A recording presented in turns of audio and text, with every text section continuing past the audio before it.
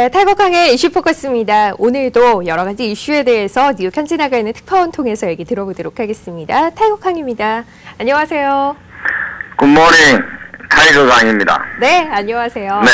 자, 지난밤에 뉴욕 증시가 마감 기준으로는 장중에 낙폭을 많이 만회했지만 장중에 굉장히 좀 출렁임이 있었습니다. 다우지수는 약세권에서 마무리가 됐고요. 가장 큰 원인으로 연준이 내놓을 양적 완화책의 규모가 시장 예상보다 훨씬 적을 수 있다라는 내용이 좀 부각이 됐는데요. 네. 이 부분 일단 좀 짚어주시죠. 어떤 내용이었나요? 네.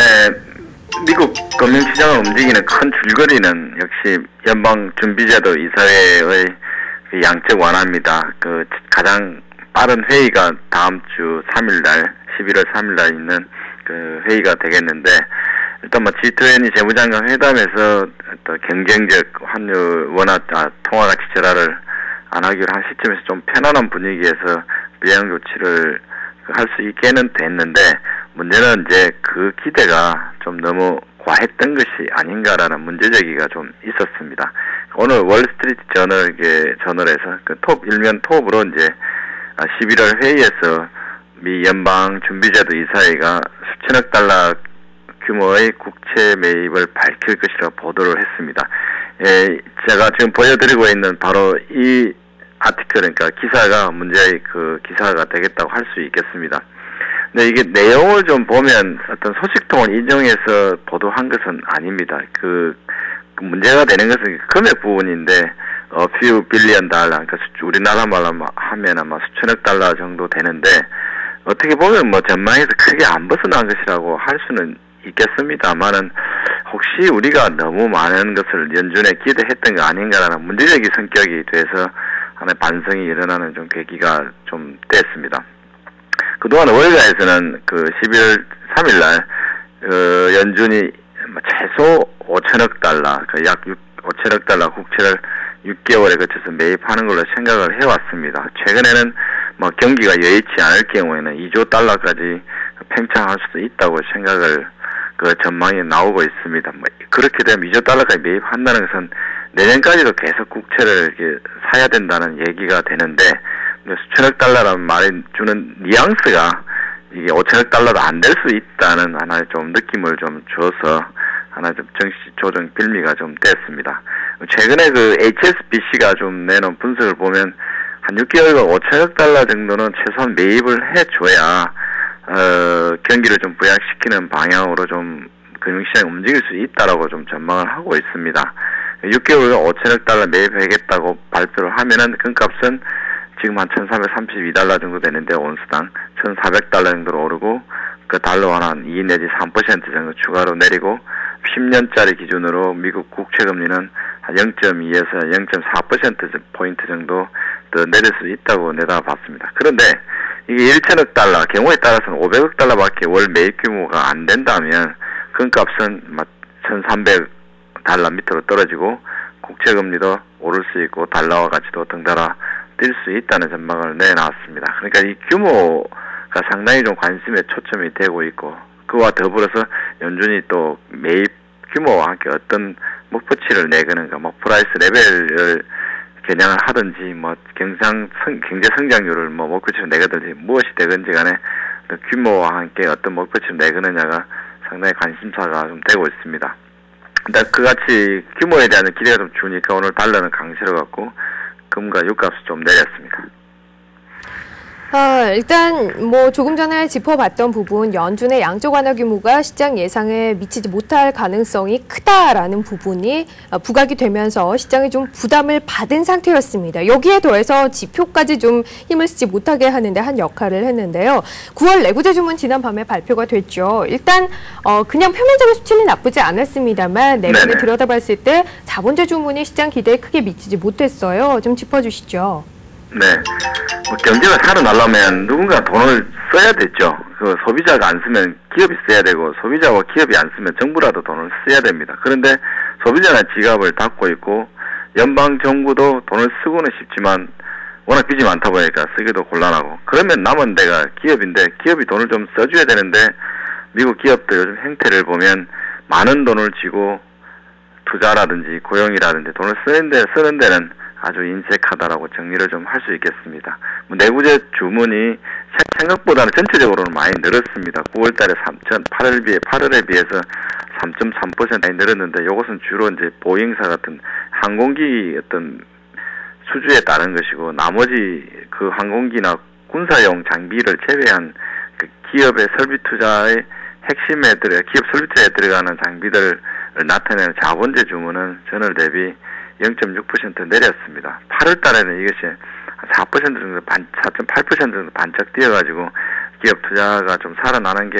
아닌가라는 좀 기대감을 남겼습니다만은 9월 달에는 다시 반대로 돼가지고 또 실망감을 여전히 많이 안겼습니다. 전문가들은 9월에도 내구재 주문이 한 0.5% 늘 걸로 봤는데 예상이 많이 빗나갔습니다.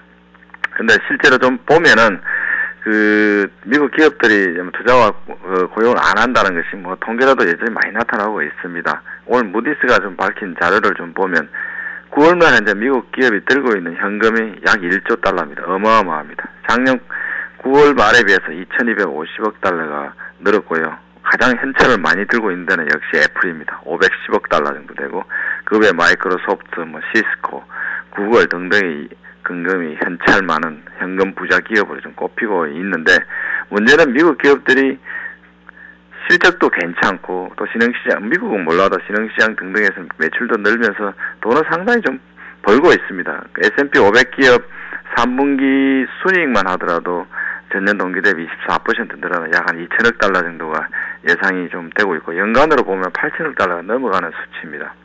그런데 그 투자와 고용 지표를 같이 좀 살펴보면은 올 9월 말 현재 전체 자본 지출을 100으로 잡았을 때 기업들이 보유하고 있는 현금이 약 1.6배입니다. 그러니까 돈을 100을 쓰면 160원 현금으로 들고 있다는 얘기입니다. 작년 말만 해도 이 수치가 비슷했는데 올 들어서 더 올라갔습니다.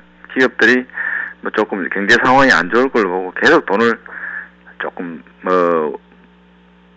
우리 좀 사투리를 표시하면 꼬불쳐 놓고 있다라고 좀 할 수가 있겠습니다. 그리고 5월 이후에 고용도 상당히 좀 부진한 상황인데요. 올 1월, 4월만 하도 민간 고용은 약 한 11만 9천 명 가까이 월 평균 늘었는데 5월, 9월에는 7만 7천 명으로 상당히 많이 줄었습니다.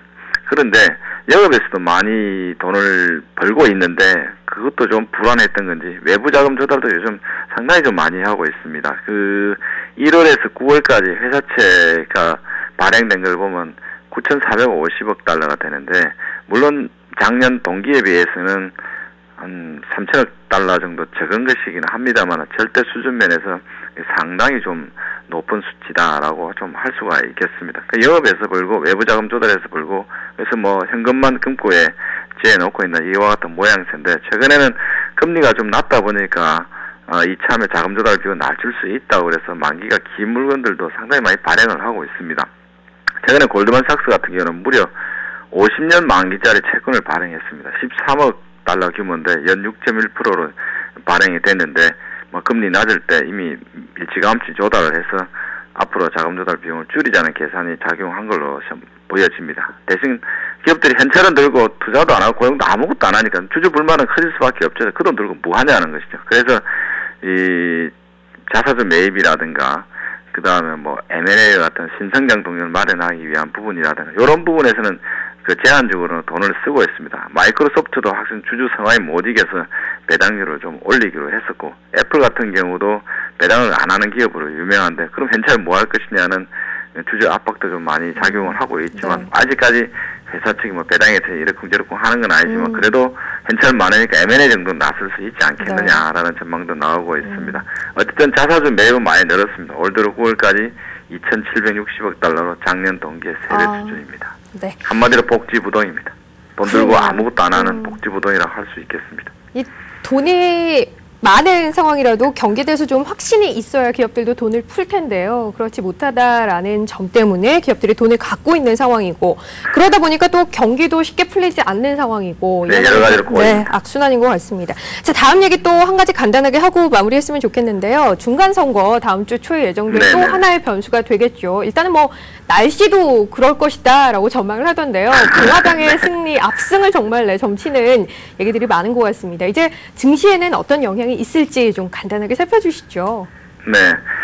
요즘 미국 중간선거를 보면 빌 클린턴 전 대통령이 많이 움직이는 걸 볼 수가 있습니다. 어제도 보니 시카고 가서 연설을 많이 했던데 아마 자기가 대통령으로 재임할 당시 중간 선거에서 패배한 경험들이 아마 좀 대세계에서 그러지 않을까라 생각을 해봅니다. 지금 오바마 행정부도 마찬가지 상황에 직면해 있고 지금 상황에서 민주당이 패배해서 상하 양원까지 통제권을 내준다면 여소야대 전국에서 상당히 국정 운영이 어려울 것이라는 하나의 그 경험이 막 클린턴 전 대통령을 부지런히 좀 쫓아다니도록 하고 있는 게 아닌가라는 생각을 해봅니다. 어쨌든 뭐 민주당의 패배는 뭐 기정사실화돼 있고 얼마나 지느냐만 문제만 남아 있습니다. 그런데 만약에 이제 공화당이 공화당이 상하 양원까지 장악하게 되는 상황까지 가게 된다면 이 공화당은 지금 그 세금 감소, 재정지출 감소를 외치고 있기 때문에 경기 부양을 위해서 추진해왔던 재정지출 계획들이 다 제동이 걸 가능성이 상당히 많고 그렇게 되면 경기 회복에 지장을 줄 가능성이 상당히 있습니다. 공화당은 뭐 친기업을 표방하고 있습니다만은 아직 위기의 상태가 가시지 않은 상태에서 내일은 재정지출을 줄인다는 것은 경기에 상당한 위험 요인이 될 수밖에 없고 또 그만큼 또 경기 부양에 대한 책임이 또 연준에 많이 그 부과되는 것으로 생각을 좀 할 수가 있겠습니다. 어쨌든 뭐 여소야대가 되면 또 국정운영 차질도 있을 테니까 이래저래 뭐 경기에나 정치에 좋은 영향은 뭐 단기적으로라도 아니지 않을까라는 전망이 좀 지배적입니다. 일단 뭐 역사적으로 봤을 때는 공화당이 이겼을 경우에 증시는 더 긍정적이었다라는 평가인데요. 뭐 이번 상황만 놓고 봤을 때는 꼭 그렇지 않을 수도 있다. 그렇지 않을 수도 있습니다. 그 통상적인 상황과 좀 많이 다르기 때문에 위기를 완전히 극복한 상황이면 모르겠는데 지금 위기를 많이 아직까지 빠져나오지 않은 상태이기 때문에 사실 지금 앞에서도 제가 말씀드린 것처럼 민간이 좀 돈을 좀 쓰는 상황이 모르는데 소비자는 물론 기업이고 현금은 움켜쥐고 돈을 도대체 쓰지 않으려고 하는 유동성 함정 상황에 처해 있기 때문에 사실 정부와 같은 일방적인 지출이 아니면은 경기가 상당히 좀 부진한 상황에 빠져나오기 힘든 그런 국면에 있고 바로 그런 점 때문에 공화당이 이기더라도 예년과 달리 좀 정치나 경제에 좀 안 좋지 않을까라는 생각을 좀 할 수 있겠습니다. 네, 알겠습니다.